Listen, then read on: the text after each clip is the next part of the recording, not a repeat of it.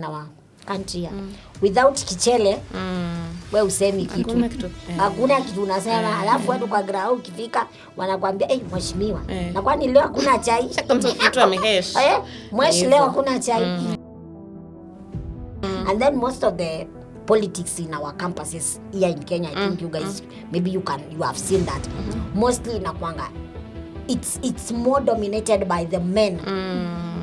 Yeah. So wewe kama demu ukikuja pale hata uoga ya kusema tu peke yake mimi nataka kuvaa inakusikia. Exactly. It scares you. In our constituency basically persons with disabilities they don't have a voice even when you try to like kutokea kidogo. Even as I was growing up I could see like ukiwa mtu mwenye ako na disability na ukitoka boma yenye watu wanajua hii boma iko na mtu ako na disability, kuna hizo aspect of the society stigmatizing your family, discriminating you even from taking some of the like staffs and even socialization part. My main goal was I did not go with the thinking of I'm going to win. No, maybe my part was to show the world and especially the area that I come from. Persons with disabilities wako na equal opportunities na wengine na they have the same capabilities. Just give them the platform. Yes. They will like explore and they will work. So one guy some guys came and wakasema for you we are going to assist you. So me I thought like they are going to ask someone how wanafanya registration wakuje waniserve from down. Yeah. Where the next minute najipata nimebeba huku juu obela kama mzigo na and the guys are shouting asking even huyo mtamnyima nafasi. What? During the registration for the candidates, there's an aspect which I think should be in the policy and it's overlooked. Personally, that time I did not keep a keen eye on it, but I questioned the IBC officials. I remember during the orientation day. Yes. When you go to register for the ballot certificate and everything as a candidate, they usually ask for a passport photo, right? So let's say for example today Ken is there. Ken takes Kate a passport photo. Can you tell if Kate is on a wheelchair?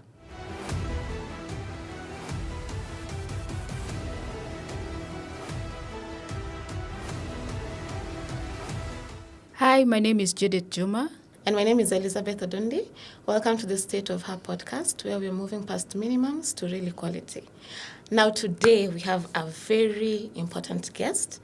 As the State of Her podcast, we aim to have people-centered and bold conversations. So today we have with us on set Catherine Syokau. Karibu sana. Santi Elizabeth, thank you very much. We are so happy to have you. I know we have worked together for a very long time. Yes. And finally, sasa leo tunataka utuambie story yako. And I think we'll start with who is Catherine Syokau beyond the disability. Who are you? Okay. My name is Catherine Syokau, as you've heard. I'm a media and communication specialist. And I'm also an advocate for inclusion and rights of persons with disabilities. And holistically, I'm more interested in the civic governance. And that is why I think we've met you more. So, and that is the space where we met. And I also wear a crown with pride of being a mother of one. Wow. Congratulations. Congratulations. Yeah. Yes. So quick question. Yes. Yes, clearly we can see. Okay, so I think this is a session where we are learning. Yes. And I've been in rooms where we have engaged with people with disability. Yes. And there's usually terms that you're supposed to use, decorum, like how to kind of make sure that we respect you. Yes. So I think even as we're having this conversation, Yes. utatu guide to unatucorrect hapa na pale if we use the wrong term. Okay. Utatuambia. That is okay. Yes. We get to learn. We learn and unlearn and relearn. Yes, thank you. Yes, okay. Most of come. So your disability, is it something that you were born with? Yes. So my disability, it's a born up with a born disability. Basically, scientifically, it's called congenital disabilities, a disability which you're born with. And growing up, the disability that I have, from the medical perspective, it's called osteogenesis imperfecta. When I was young, like I tended, like even without someone, like now for a small fall, nisha break bone kidogo, but yeah. But with time, all has been well. So right now I'm cool. Yes. When did it stop being a limitation? Because we can see you're a very confident woman. I think at the age of 12. At the age of 12, because mostly they say as age catches up with you, it's when your bones become strong. Yes. But there are others even as older as 18 years and above, their bones still remain very brittle. So it's just like some few cases, yes. So how does your day-to-day life look like? My day-to-day life, how it does look like. Oh, if I'm not going to work, of course I will. I love sleeping a bit. Who doesn't love sleeping? Yeah. But on a normal day that I'm going to work, I wake up, prepare myself. Then by 8, I'm out of the house. Yes, I'm out of the house. I go to work. Let's say, for example, I get to work 1 hour around 9. Then my day ends at around 4:30. Yeah. Then yes, that's it. Yeah. Yes. And how do you navigate disability now in The- this Nairobi? In this Nairobi. Yeah. Where? Hapo sasa ndio kisukumukuti. Hiyo ndio tunataka kujua. So sasa now when it comes to the navigation of the disability and the challenges that compounds within the disability in terms of accessibility, one, it's the transport. Public transport is not accessible to persons with disabilities. That is something that very many people, I think someone who is sane can see. One, you have to, once you get to a matatu, the bus stop, you have to stand there, wait like the others as they are waiting to get into the matatu. Yeah. If it's not someone who is like akona the empathy, you will just stay there. And then it happens that it's a rain day or it's rush hour. You will be left there, you are rained on and people are scrabbling to get into the in the matatu. Yeah. And you cannot struggle. Yeah. So there you are with your struggles, and if a Samaritan comes up and sees you, maybe atakusaidia. But some circles are, I can see they are trying to be inclusive and even mainstreamed their staff on how to give their priorities to persons with disabilities. And I think that is the way we hope that our country, maybe in the next like few years to come, like 5 or so, our country will be having like more inclusive environment for persons with disabilities when it comes to even the society being aware that these are people we stay with them, we've grown with them, and they are part of the society. So the other challenge when it comes to navigation as a person with disability, now from the matatu aspect, it's also the accessibility part of the buildings. For instance, now let's say like sai tukimaliza hii podcast, well hizi sasa useme ke tunataka niende ni kuspoil lunch. Tumefika tao. I can only count 2 places which are accessible. Yeah. Restaurant which are accessible for me as a wheelchair user. Hiyo ni Nairobi CBD yote. Hiyo ni CBD sasa tunaongelelea. 2. One at the near Nation Center. The other one it's near Kenyari. Yes. Wow. That must be a challenge. That is the at cafe, the one which is at near Nation building. Center. That one is very accessible. Even their toilets, even the way you get into the building itself. Now the one at Kenyari it's accessible. From there, we cannot talk about any other place which is accessible. Yeah. So you can see even even you as a person with disability, you have social life. You have equal rights with any other person. Yeah. But you are limited, even you to have your social life, even you to access something like medical. You see, there's a lot of aspects, by the way, when it comes to accessibility, especially the physical accessibility. Yeah. And it's something that now we have the new Disability Act 2025. We hope that implementation will start to take place so that anyone who is non-compliant, like there are some some fines because it's there in the act.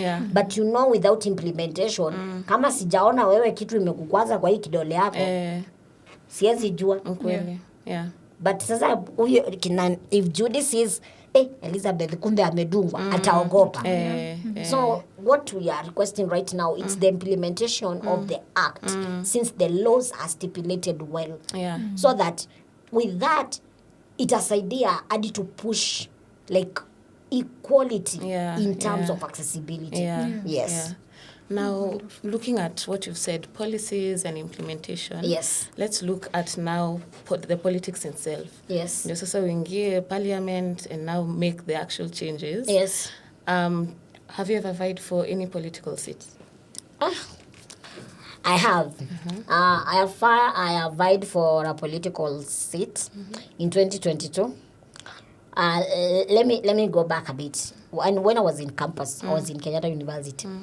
My friends used to tell me, kitu unajua unaweza kuwa leader, unaweza kuwa politician. The students leadership inakwanga campus, vile inakwanga hyped. So people see the potential in me, but myself Wanaona. Nilikuwa nasema wase. Moso politics. Exactly. Moso politics. And then there was this aspect I was seeing guys with in campus. Lazima sijui kuwa uko classes, lazima uko wewe ndo kusema. And then most of the politics in our campuses here in Kenya, I think you guys, maybe you have seen that. Mostly inakwanga it's more dominated by the men.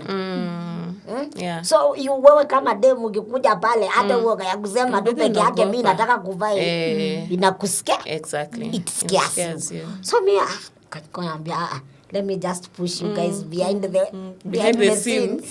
So now came 2022. I sat down and said, there's an aspect I've seen that person with disabilities, the area where I come from, it's a semi-arid area. I come from Yata constituency in Machakos County, a ward called Kidimani. So in our constituency, like even, in our constituency, basically, person with disabilities, they don't have a voice. Even when you try to, like, kutokea kidogo, even as I was growing up, I could see, like, ukiwa mtu mwenye ako na disability, na ukitoka boma yenye, watu wanajua hii boma iko na mtu ako na disability. Kuna hizo aspect of the society stigmatizing your family, discriminating you even from partaking some of the like staffs and even socialization part. So me, I said, why can't I give this a trial? I see what is the angle. Even if by the way, my main goal was, I did not go with the thinking of I'm going to win this. No, maybe my part was to show the world, and especially the area that I come from, persons with disabilities wako na equal opportunities na wengine, na they have the same capabilities. Just to give them the platform. They will like explore and they will work. You'll find your space. You find your space. So me, I took the mandate. I went for the registration, but when it came to where to choose as how I'm going to vie, that is why I found the most difficulty part.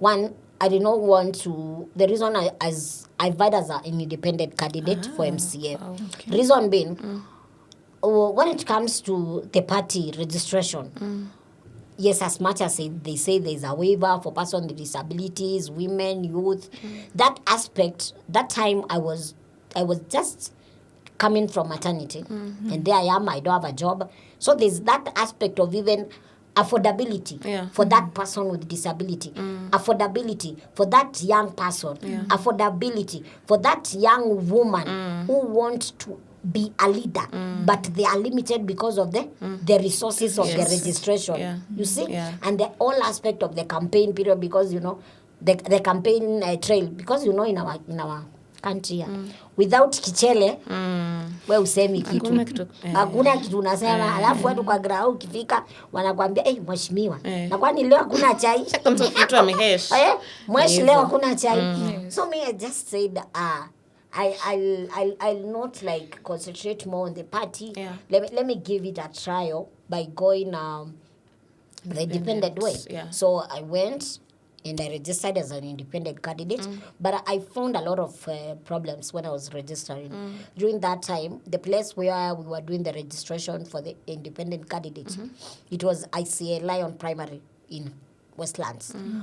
And the registration was done at first floor. Wait, so there are no systems in Machakos? Lazima mkuje huko. You're Yes. talking about the office of the registrar. Yes. Office. Yes. And the registration was done that time. It was being done in that primary school, Westlands Primary. The registration is being done at a first floor. There's no ramp. There's no elevator to go up there. Guys are like thousands and thousands of people wakirash ndo wamalize the timeline yenye imekuwa stipulated deadline. Mi nimefika pale hata sijui naanzia wapi, hata sijui ninafanya nini. I'm there struggling, niko stranded, hata sijui nafanya nini. So it came like some guy came nikamwauliza, hizo registration watu wanapeleka hizi form wapi? Akaniambia uko juu mwadhani. Mimi nikaangalia uko venye hao watu wamejaa huko. Misa nikasema hii imesha kufa at arrival. This one is dead at arrival. Yeah.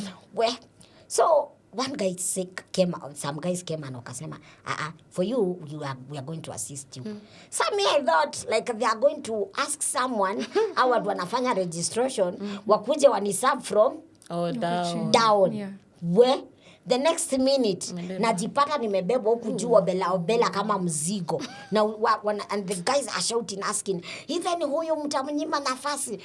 What? So and you cannot know if watu wamegushikilia and it's in a crowd. Yeah. So you can see even the dangers that like unakuwa post to. And even like in the constitution, in the Kenyan constitution, in the UNCRPD, the United Nations Convention on Rights of Persons with Disabilities, even that person carrying you, that is your dignity. It's your dignity. Yes. Yeah. You see? So finally hiyo kubebwa mbele nikafikishwa huko mbele. Nikafanya registration nikamaliza. Now the part comes when you are told to go and collect the 1,000 The signatures. that story tukamaliza tukang'ang'ana. It was hectic, but tunajua lazima ukuwe strategic. If this candidate akona hii muna exchange. That is what we did with the other guys. How did you do it? One of there was also another guy to vying with him the same seat.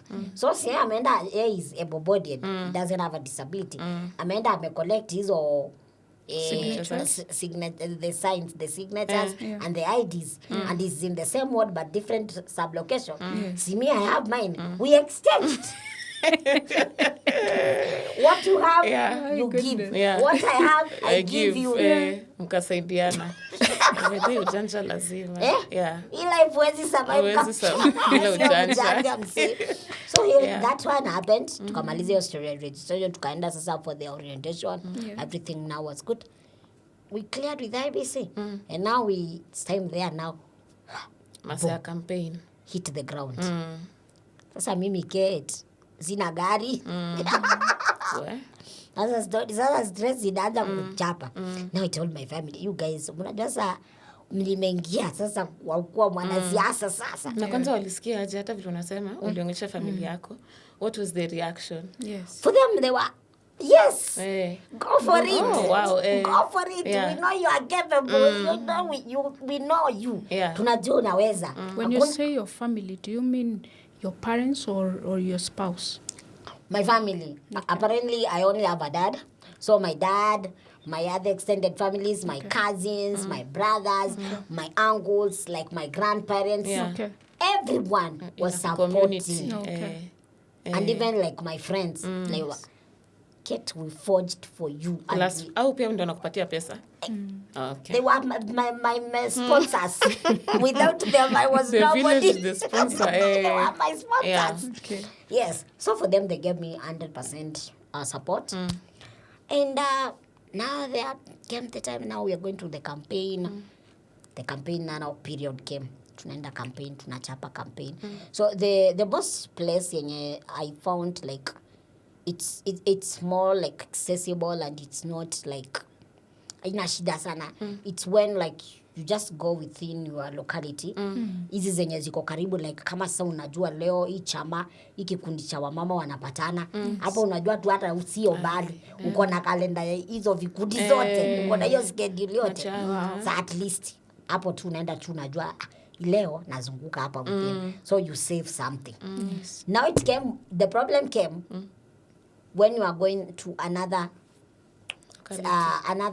now like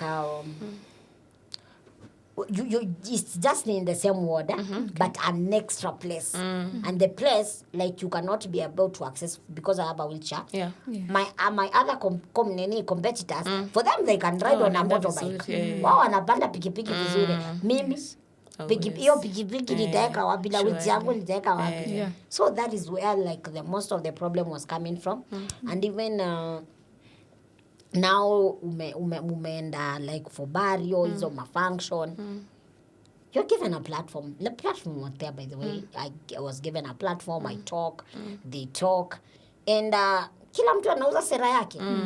Yeah, unauza sera yako, mimi nauza yangu. Ukinigonga na kugonga. Hii platform mlikuwa mnapatiwa aje, like the platform? The platform now to campaign. Like now, let's say for example, someone has passed on. You go before a day, like before the funeral. Okay. You offer your condolences to the family. You spend like a day with them, maybe. Then you definitely you will give them something. Then during the funeral, when hiyo kwa hizo maslot za speeches unajua anasemanga waheshimiwa watoke wa speeches saa mnatokea mwenye atasikia kuongea wa kwanza agonge wengine aanze. But it was never like that. So everyone by the way was respectful. That is something like I was talking with someone and I told her that as much as they were older than me and I was the only lady and the only person with disability and the youth, they accorded me the respect that I need as a woman. They did not like kunitroll ama like kutumia abusive words. No. But my competitors were very cool people. They were very cool. So nyinyi mlikuwa mnasupportiana as competitors? That is what I can tell you. Because maybe I did not use any harsh words on someone. Neither someone used harsh words on me. I did not encounter such kind of stuff. Na sasa social media, was it there? Unajua sasa kuna areas zenye ni rural sana, kuna social media, zingine Facebook iko live na WhatsApp. Sasa kwetu wale wacha niseme kidogo pale kwa sauti. Sitaki kubad. We were 14. A lot of the 14, I am the youngest. Sasa mimi and another boy. Sasa watu wengine wangetumia social media kututoa. Nani angetroll mwingine sana? Ni wewe tu. Because you're young. Wanajua hizi vitu. Don't mess with you. They don't. Sisi ndio wale wakali. We know technology ni nini. So that aspect haikuwa. It was not there. It was not there at all. Yes. Looking at sasa campaign, team, ulikuwa na team? Ama uko tu mlikuanga tu filanga free? Filanga free unasikia wapi? I had a team. I had a chief campaigner. I had an advisor. Then I had like now the team wenye wana every sub location. I had a team. And even the village from the different villages. Like I had a elder from every village, a lady and a woman.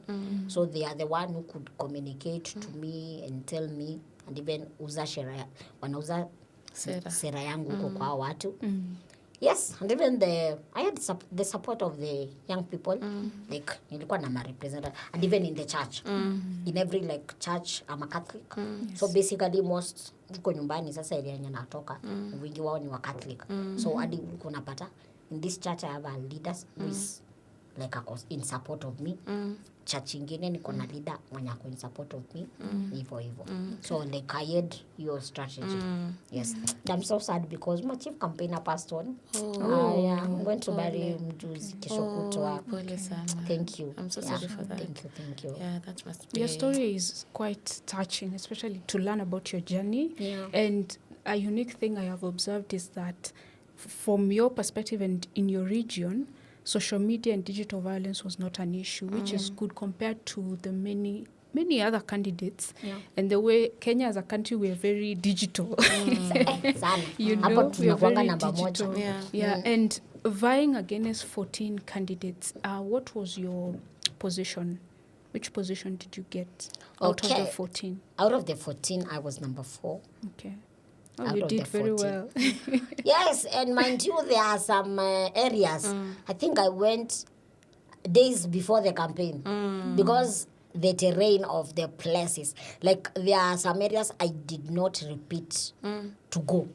I was not able to, like vile unaendanga unasema wacha hii nisafishe kabisa. Yes. There were some areas I was not able to kusafisha because they are far and the terrain it's not friendly and maybe if someone was sponsoring like amenipatia gari leo unapata like utashinda ninaangalia mahali kuna ile weak mahali najua hapa ndio strength yangu iko hapa ndio stronghold kama watu wa Tharaka Nithi hapa ndio stronghold hapo ndio sasa una focus unaona hapa pengine yes nitaenda na hapo kuna kura but ukiangalia the logistics zinakuwa a bit hard for you. So that is the tunaweza sema. And another thing yenye nilifind kwa the whole experience of the politics and even during the voting was you see during the registration Yes. during the registration for the candidates, there's an aspect which I think should be in the policy and it's overlooked. Personally, that time I did not keep a keen eye on it, but I questioned the IBC officials. I remember during the orientation day. Yes. When you go to register for the ballot certificate and everything As a candidate. they usually ask for a passport photo, right? So let's say for example today Ken is there. Ken takes Kate a passport photo. Can you tell if Kate is on a wheelchair? You can't. No, you would not. You won't, Yeah, right? it's new so Yeah. true. Ni uso yangu To be unaona. a Si ndio? headshot, yes. So utajua. Yeah. Haya, pale kwa grao naenda kuchapa kura kama mtu ako kwa Wheelchair. Yeah. natumia nini kwa grao? Wheelchair. Wheelchair. Si ndio? Yes. That shosho, that babu akikuja kwa ballot anataka kuona nani kwa picha. Anakuona wewe na wheelchair. Syokau with your wheelchair. Yeah. So huyo shosho akikuja pale akose keta aseme anataka ketu wa wheelchair, anataka ule keta anaonanga na wheelchair na amuoni. What happens? My vote? The would not. Yeah, the vote is gone. That is where I lost the thing. That is where I lost. Because I got a lot of reports even from other agents who are at our candidates wengine that all the people were coming there asking, we want to see the ule msichana anaitwa Syokau ndio tunataka kuona hapa. But they cannot see me because I'm not on a wheelchair. And for them, they want to see the Kate that That's how they know you. And even knowing me, I believe right now, as even the rights that we have in the Constitution, Yes. this wheelchair is part of me. To identify us. It is my identification. Yes. Yeah. Someone identifies you as Judy, the all of you. If you want to identify me as with my assist device. Yes. So this is something I think as early as now, it's a conversation even we should push with IBC. Yes. Come 2027, wheelchair, any person with a disability and he or she uses assistive device, let them use the assistive device even in the photo. Let them have a photo. Yeah. Yes, Yeah. because if that was that factor was being considered, I think I would have made it to be a winner. Absolutely. Yeah. Absolutely. You lost a lot of Yes, votes. I lost votes What because are of the policies by there? Since you've talked about the personal identifier Yeah. and putting your assistive device Yes. on the ballot box. Yes. What other policies do you think would help people who are disabled to sort of navigate that whole system of campaigning, parties, and things like that? Yeah. One, like right now in the policy, one of the policy order, like something I request, like for it to be factored. The part of accessibility and especially that material day in the voting now stations. Yes. Personally, me was not. I think I voted on a lower level like this table. Yes, because I'm not able to reach the booth. Yeah. They're usually high. They are very high. Yeah. Higher. Let's talk about the diversities of disability. Yeah. There's someone who's visual, who has a visual impairment. Yes. That person is coming to vote. And right now, I want everything that we are talking in this conversation, let's be like referring to the act because it is very fresh, very fresh. Just 2 months ago, last year, like a month ago. Let's refer to the act. The act inasema person with disability anafaa kuparticipate fully. Fully, like any other person without disability. So when we discriminate someone because we don't offer someone like the election material, like the voting process, all of it, it's not accessible in terms of why can't they do it in maybe make it more like they come up with a system which is audiovisual. For those who have low vision, they make it a large print. And even for the older folks, because the older person with disabilities, especially the ones who are totally blind, for them, they've been using braille. Yes. Let them use the braille papers. Let them provide that accessibility part. You see? And another thing, even in the policy, we usually see that parties zinakuanga funded, sijui zinapatiwa budget. Kuna links, si ndio? Kuna women link, kuna youth league, kuna person with disability league. Is it possible to have like a special fund, the ORPP? Inakuwa na special fund specifically set aside for that person, not only person with disability, for that particular person who will they can even do their due diligence and see this person really wants to be a leader, but they have some limitation in terms of resources. At least even they offer that a special fund. You see, even if it's in terms of maybe someone giving you at an interest, a lower interest, it's still something like kuliko kitu yenye hakuna. You see, na hata hiyo capacity kukua capacity builded, kuna watu wengi sana by the person with disabilities hawajuangi rights zao. Hata alafu hii aspect ya civic education. Me, I think right now, if you were to ask me, as Kate mwenye najua, sasa tunafaa tukue tumeshaanza stories za civic education. Why? There's a lot of misinformation to our society. Our society has a lot of misinformation when it comes to stories of election and everything. This aspect, I was on the ballot, right? But simply because someone anasikia watu kuwa nominated, that is what my opponent used. Like walikuwa wanaenda wanaambia wakienda kuitisha kura place ingine yenye mimi nishatoka hapo nimepiga hapo. Wanaambia msishinda hata mukifikiria ati Catherine ako na shida. Catherine atanominatiwa. How can I be nominated and I'm already in the ballot? How? It's not. Only that our people don't have that information, and that is where the civic education should come in. So if you have to ask me right now, mi ningekwambia saa hii IBC wangekuwa grao wanafundisha watu stories za kura. Come 2027, people are aware of what MC anakuanga hivi, anafanyanga hivi na hivi, kazi yake ni hivi na hivi, huyu ni yake ni hivi. You get?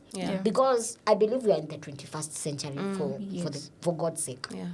And we should not be ignorant. We should not be ignorant at all. Because that is what watu wengi by the guys believed. Hata ulikuwa unaona mtu anakuja tu anani approach ananiambia, fulani alituambia imagine tutapata nomination hata tusipokupatia kura. So now you have to go back na umwelezee, umwambie niko kwa ballot. Siwezi nominate, siwezi pata nomination. Na wacha nikuulize, because sawa, there's a lot of misinformation, but also I think there's a lot of structures. Na tumeona there's failure at every level.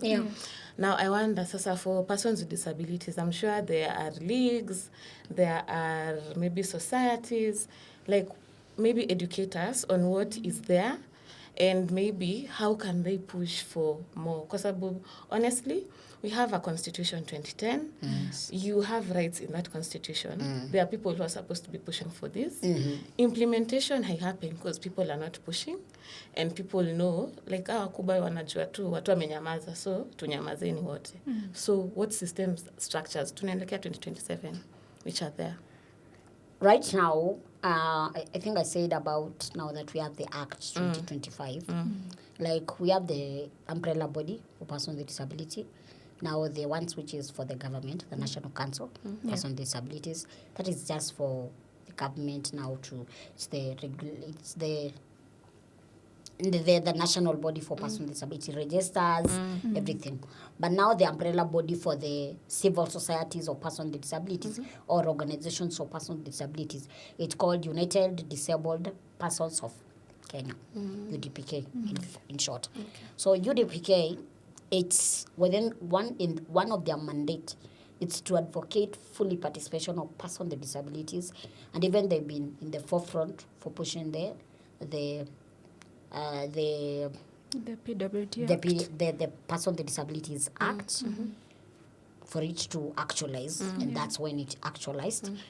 And I don't know if you guys can recall, ama you are aware, in the 2017 election, 17 counties did not have representation of persons with disabilities in the county assembly. UDPK petitioned. Nothing happened. So there is system barriers. Come 2022, elections happened. Instead of the number going lower, it shot up. So right now, as we're speaking in 2026, 22 counties don't have representation of persons with disabilities. That's unfortunate. Is the mistake the political parties, or where's the disconnect that the names that are finally submitted to IEBC, because parties submit party lists, and then you're an independent candidate, where does the disconnect happen such that when we have the final names, persons with disabilities have not been catered for? Is the problem the parties? Is it government? Is it IBC not being diligent? I think the problem happens at the political parties. Political parties. It's where the problem is happening. Because if your list, sinakwanga na top, watu wenyewe wamesuggestiwa, nini from number 1 to number what, then hata before nilale, ama we ulale, umeona jina yako umesubmitiwa for nomination. Come tomorrow, Kiamka. Hauko kwa list. Sasa utasema nini? Sini systems za kifaranga hapa zinacheza. And when you ask IBC, sasa hii inakuanga, hii mchezo imekuwa ni ya pata potea, pata potea. You ask IBC, IBC says it's the political parties. You ask political parties, they say it is IBC mandate. So nani at the end of the day anabaki bila representation? Persons with disabilities. Now, what can be done? You're an independent candidate, so I'm assuming interaction yako na party wende utetee mambo ya representation, at that point itakuwa limited. As an independent candidate, how can independent candidates be organized in a way that they can also push for this when the systems in place are not doing anything? Personally, I think right now I've attended a couple of these meetings, whereby like they want to know the disconnect comes where, or the discord comes where like persons with disabilities are missing Yeah. in this representation. And I usually tell them, I'm speaking like this as an independent candidate. Yeah. That is the disclaimer I give. I tell them, you have to make sure whatever IBC inapewa, it's in the final list, even hiyo ndo list inafaa kukuwa implemented. So what I usually, like we've been doing with some other independent candidates, because I have also another friend over in Langata. She's also a person with disabilities.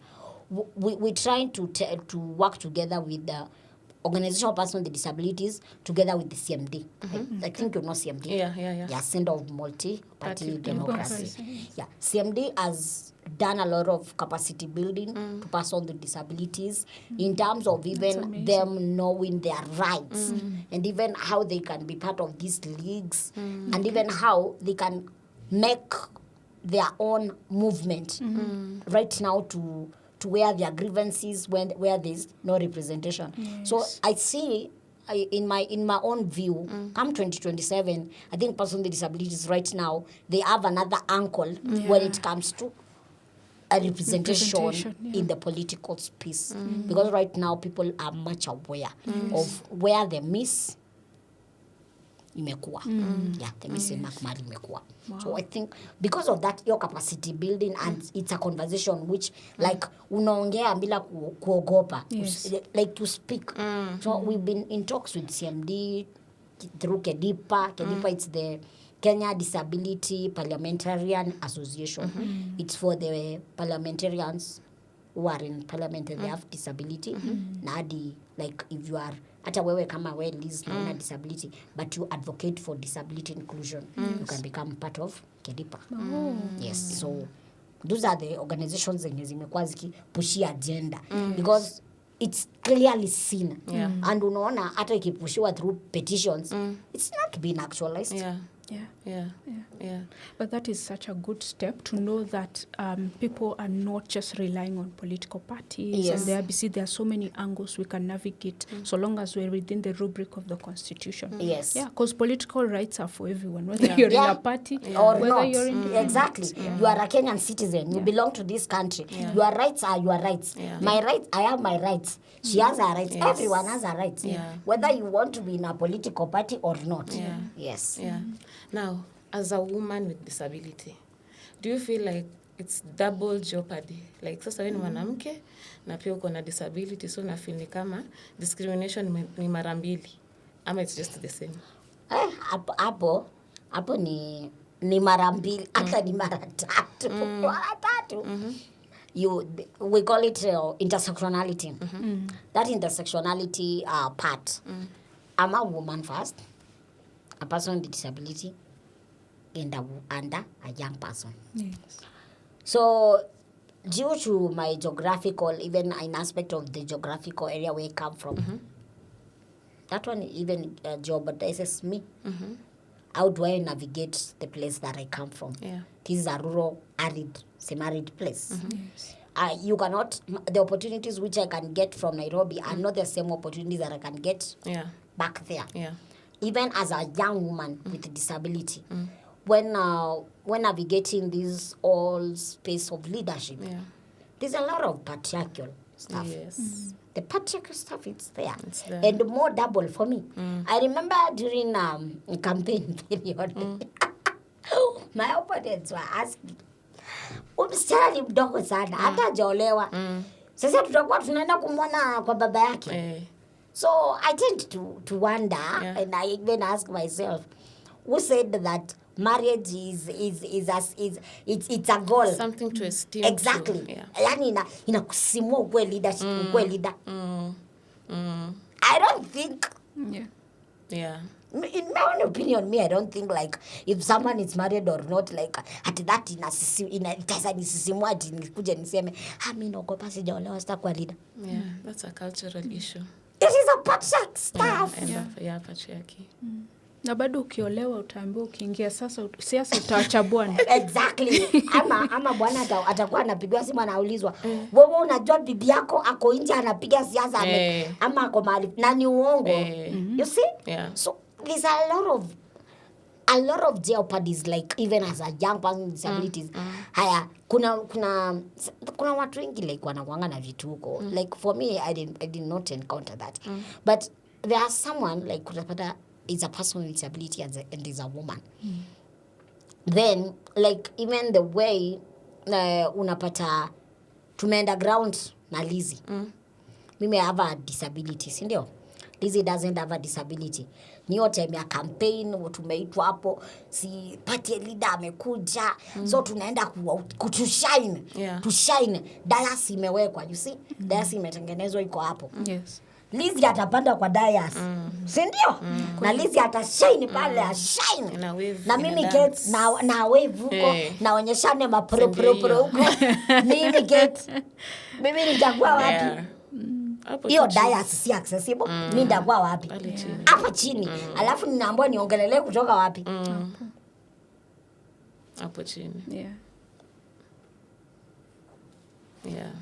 Actually very unfortunate. Very unfortunate. Yeah.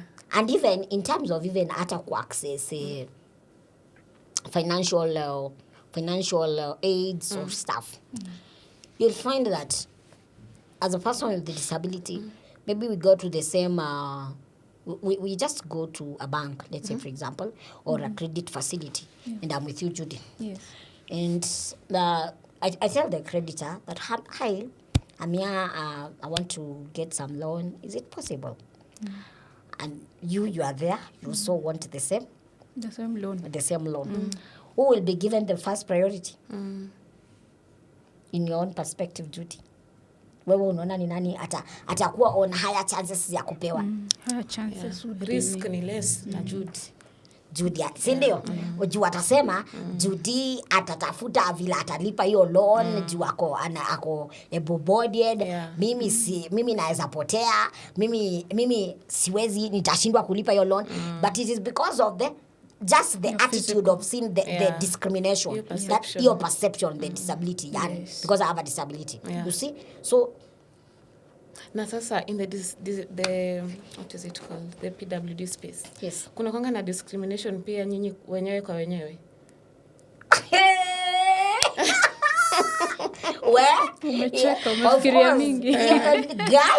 Of course there is a disconnect. Kwanza with the older, like right now, I was just having a phone call with a friend of mine on Friday. We had a very long call, I think 1 hour call. There's a very big disconnect. The older generation of person with disability and the younger generation person with disabilities, there's no connection. Like, I think them, they navigated these barriers. Unaona ile unakuwa harden, like una believe, hadi unazoea, unaanza kuona isi kitu. Hii ni mapito tu nitapitia. Unaona? Like for them walikuwa hadi ile mtu unasikia anasema alienda shule yenye iko integrated, alienda tu shule ya kawaida, aka navigate the job market peke yake, akapata job. But for us, unajua hatuwezi kuwa na the same mindset. Kuna shift. Si ndio? Kuna mindset shift. Sisi tunaiona on another angle that hapana, things are not same, and things are not right. For them, maybe your time yao, like even if there was a lot of stigma and even navigating the all challenges and stuff, there were walikuwa tuseme na bahati kiasi. Because most of them right now, if you can ask me, older folks with disabilities, like right now, wako posh, wanaishi maisha posh. Wako na posh life. Mtu wako na mabiashara zake, mtu wako na organization yake, mtu wako, you see? But for us young person, it's when we are trying to navigate this space. Tuliambiwa tukikuwa watu wako na disability tunaweza tusaidia ni masomo. So sisi tukaenda shule tukatia bidii tukaso. Tuko na makaratasi. Kazi iko wapi? Hakuna. Sasa wao walisoma, wako na makaratasi na wako mbele. So unaona?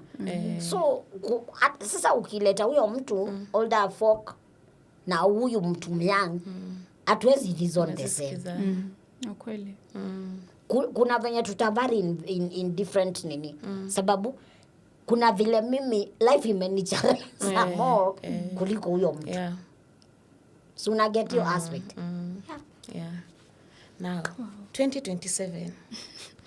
Kuna mpango unataka bado unavai tena? Are you going independent tena ama umesema party as you wind up?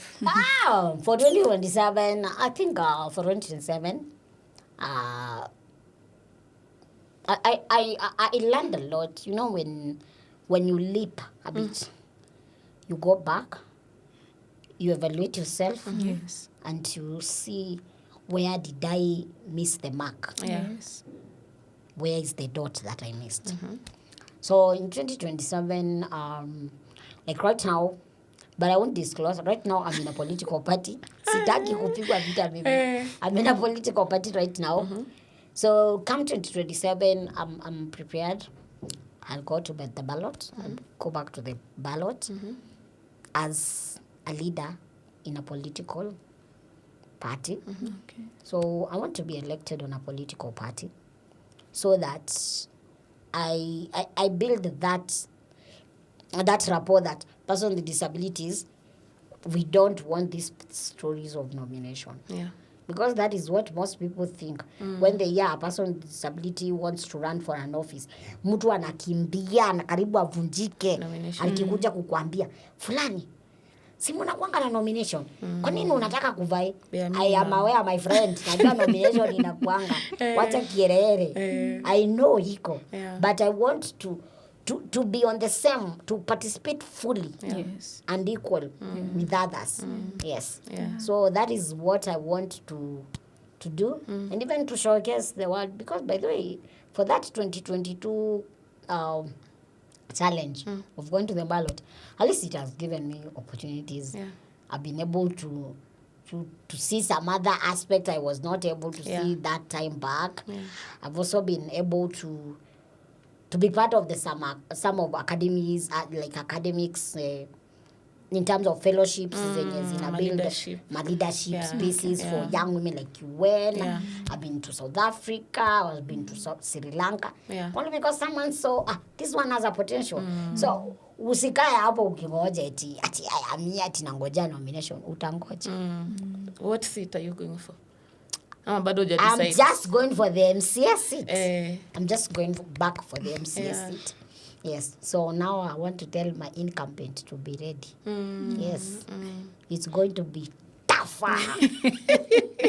Fire si fire. Fire si fire. Moto si moto. Moto si moto. Yes. Yes. Tungekupenda kujua, so far in your journey, have you observed that people vote based on gender or based on tribe? On tribal lines?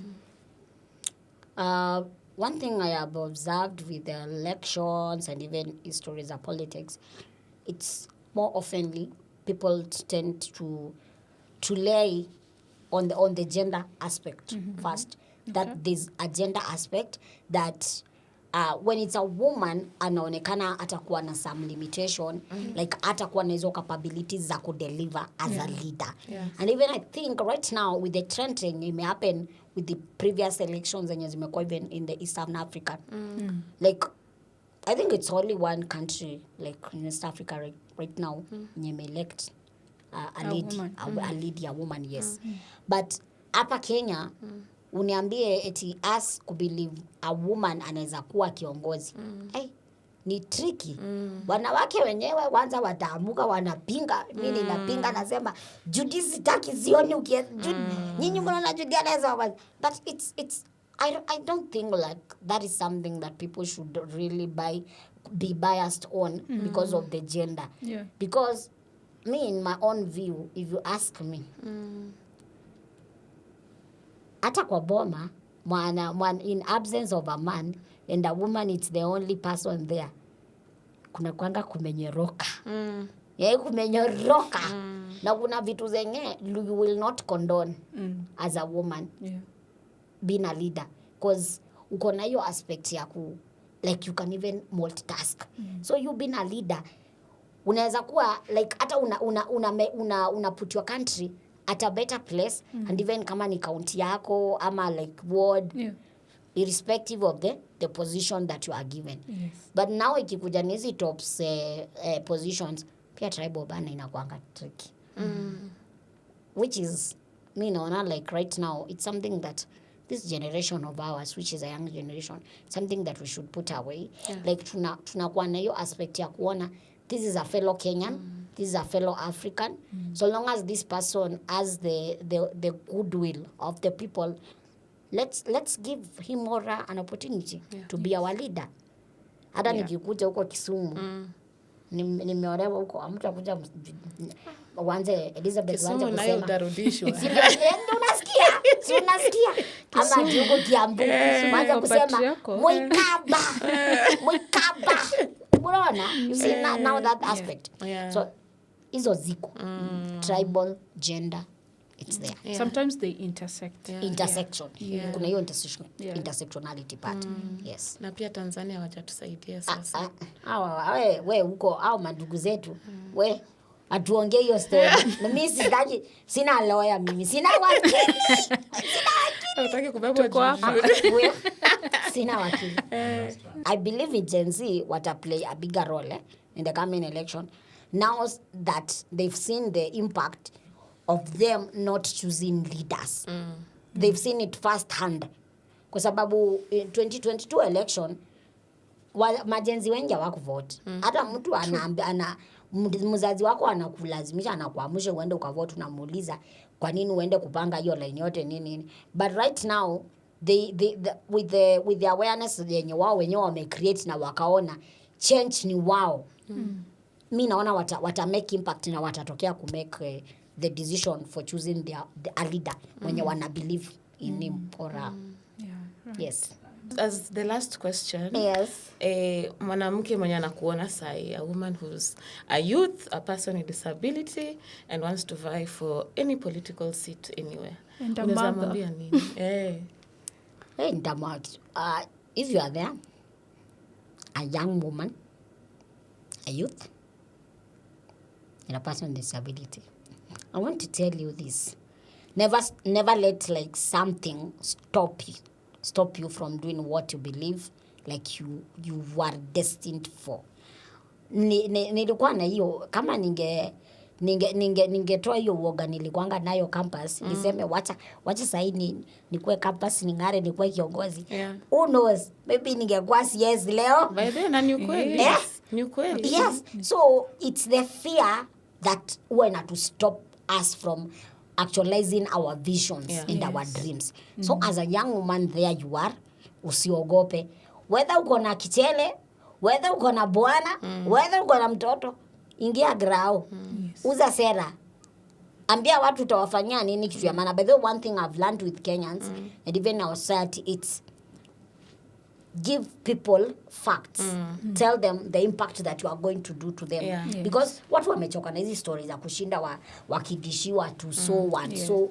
Just show people the impact that you are going to give them. And make sure na wewe you are there to it. Kuwa mtrue kwa watu wako. Juu next time usipokuwa mtrue, utakuwa one time. One time. Yes. That is what I can tell you guys. Yes. Wow. Thank you so much. Thank you so much for coming. Aki, tuna appreciating you sana. At least leo nimelearn kichele. Ni pesa. So I'm sure someone has learned.